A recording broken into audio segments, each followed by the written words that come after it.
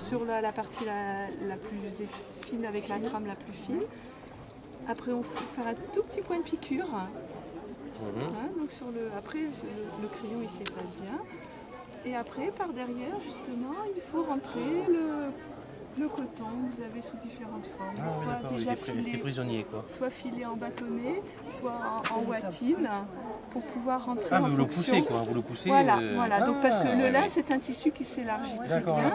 Donc on fait un petit trou, on rentre la watine, ou alors avec une aiguille, on rentre s'ils sont en forme. Là par exemple le panier, ce n'est fait qu'avec des fils de lin tissé.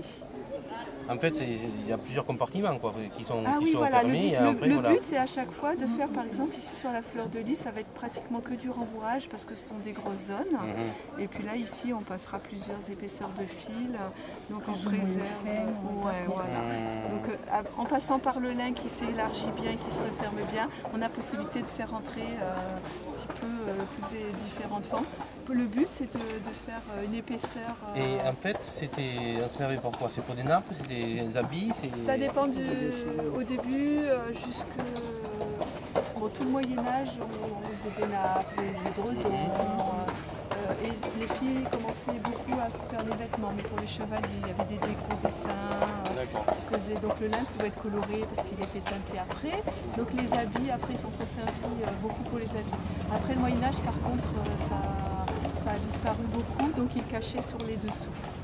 Parce que c'était un petit peu, ça gênait la royauté parce que même les paysannes elles savaient le faire, donc c'était trop chic.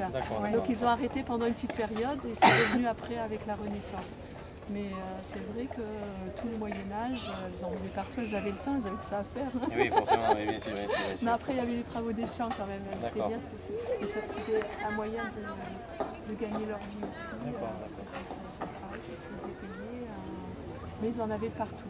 Sur les nappes, sur les lits, au niveau des vêtements, ils avaient tous les tours des vêtements qui étaient.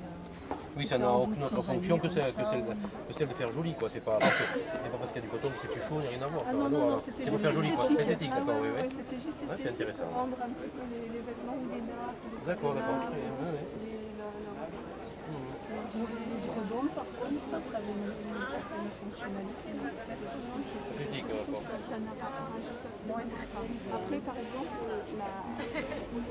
si on l'a fait, on peut, à la rigueur, vous allez faire un motif central avec au milieu une bande de tissu, vous faites un carré, mais après, il y a encore une grosse épaisseur de watine et une autre épaisseur de lin. Donc c'est ça qui fait après les épaisseurs et les... D'accord, oui. En fin de compte, c'est le travail, mais ça, c'est juste de la déco.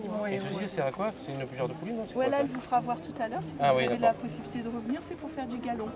Ah bon. Donc là, ça c'est des choses qui sont faites toutes petites, mais vous avez des très gros galons, et là, avec un système de cartes, elle le file, elle on l'avait vu l'année dernière.